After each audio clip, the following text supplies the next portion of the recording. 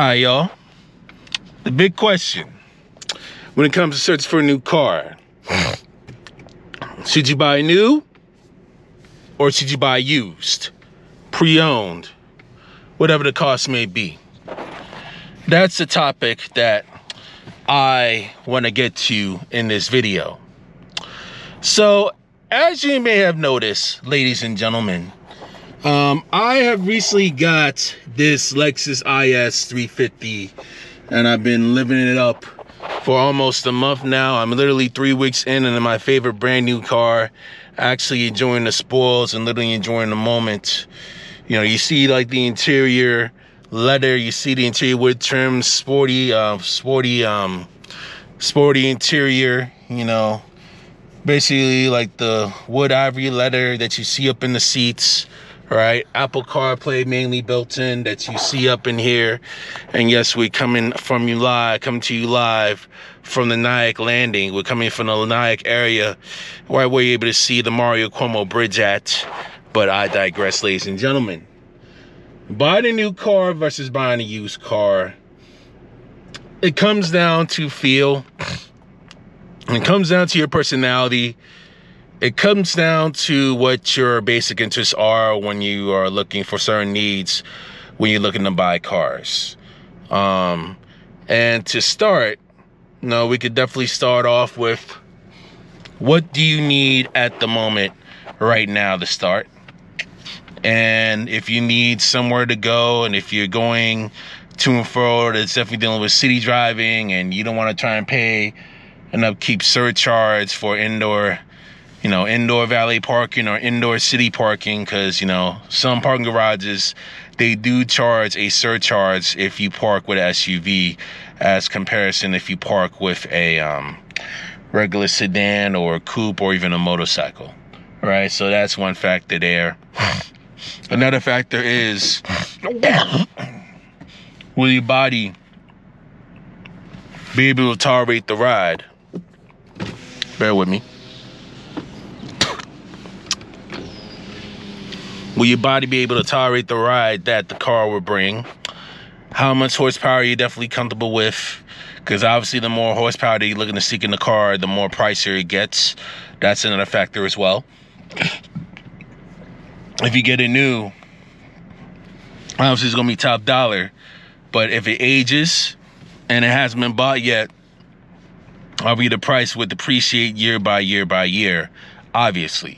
But once you get it driven out the lot and it becomes a used car, the value of the car depreciates drastically the moment that you take it out. You understand what I'm saying?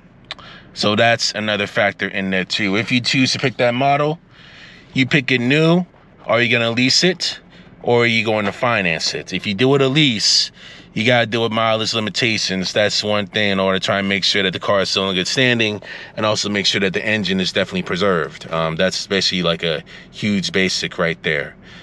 If you choose to finance a car, the more you stretch it out, the higher the interest rates. Even though it has lower monthly payments, you're still paying at a higher interest rate than what you would if you were doing it like 36 to 48 months.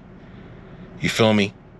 And mind you, the APR can fluctuate every 4 years depending on which president's in office, depending on what goes on with the economy, if it does well, if it does horrible.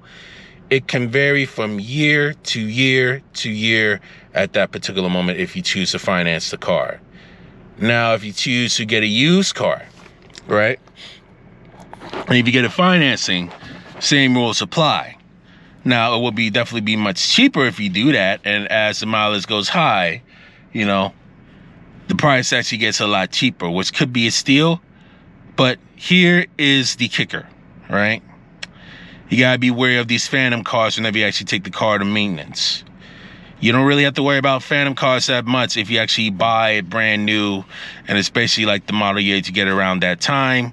Much of the car parts, much of the engine, transmission, they are still in shape due to the fact that the car is still in infancy. So of course they're still in excellent shape, barring any recars. But if you have any recars, more than likely they will offer to have it replaced for free just to make sure that they want you to, just to make sure that manufacturers and, salesmen, they want you to keep the car.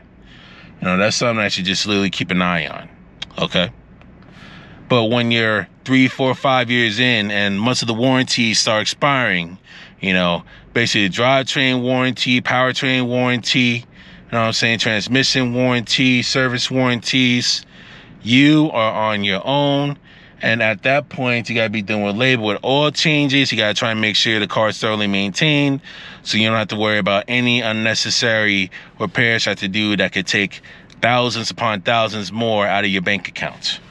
And an actual engine, for example, with my Infiniti Q50, my old Infiniti Q50, it would cost $17,000 parts and labor to get a new engine. Okay? Not only get the new engine, but also have it installed. $17,000 combined. Okay, parts plus labor. Okay, if I had to actually try and deal with that and get it paid off right and they have you do a credit service, I would literally have to pay all that back with 10% interest, and it would literally be hell on my wallet. It would literally be hell on my savings. That's why I had to literally just forego the Infiniti and have to try and literally, in the process, actually trying to sell that car and literally put more down payment and put much of that money into this little new baby right here that you see, which is wonderful in its own forte. It's fun to drive. It's fun to actually get a kick out of. It's fun to actually do a lot of scenic routes in. And the best part is I get to take it tomorrow for work.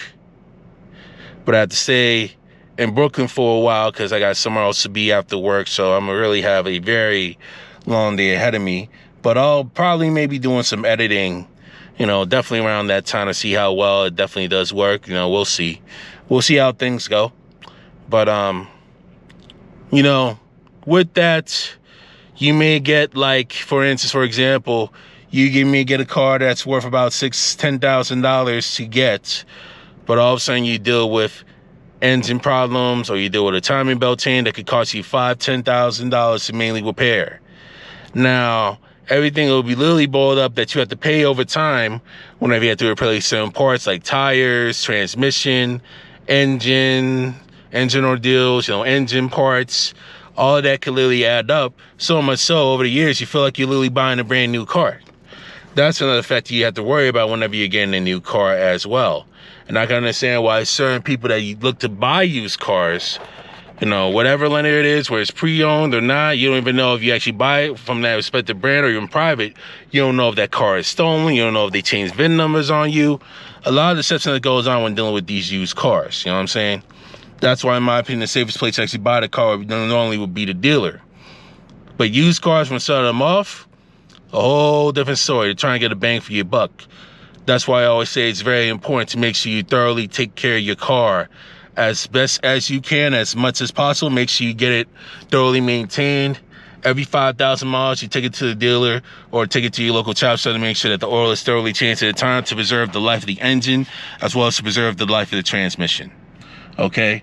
You'll be able to thank your car mainly in the long run, whether it's new or whether it's used. Okay, and if you choose to buy used, make sure you get a Carfax report. Make sure you look at its history. Make sure you do thorough digging in regards to that particular model, how well it's maintained, how many owners has it had before, all of these things so that you'll be able to make sure that all the parts that are in that car, if you choose to buy it, are in good shape as well. So yes, in regards to that particular topic, okay, that decision whether you want to try and buy a used car or a new car, especially want to try and buy it for either you or your family member or your kid who just turned 16, 17, or 18, you want to try and make sure you get a good model that you feel is definitely right, either for you or the loved one you're trying to get, for safe reasons, for whatever reasons that it is. Try and make sure that person is definitely responsible for it and how to handle the car and how to actually maintain the car, and they'll be given like a good learning experience if you do used to buy a used car, basically for like your child or whatever it is to actually try to start off so that he or she can learn how to maintain the car and how to properly take care of it. It'll be a huge learning experience definitely moving forward once you start learning more about transmissions, when you start learning about horsepower, because the higher the horsepower, the more powerful the car is going to be, especially when driving, especially when you're on lead foot. You don't even know how fast you're going. Even when you're gliding, there's some cases where certain cars, like the IS here, for example, can literally glide at 100, 105, 110 without you even knowing. And you're glidingly actually just putting the acceleration down. You feel me? So these are things you really have to actually think about and really have to factor. Neither type on what you buy is really not easy. It's a lot of research. It's a lot of due diligence. It's not as simple as one may think when you're looking to try and deal with something that you can mainly afford down the line. Not just now, but down the line, because you're dealing with a multi-year commitment when dealing with a car. Okay, so I do want to actually try to point that out there. So I do leave the decision on you guys.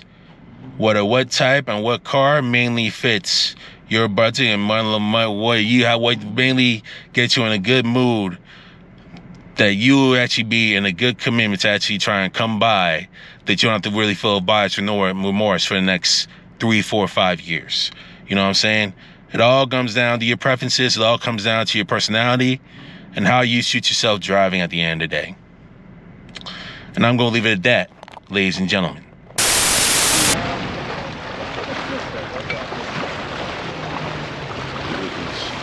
So,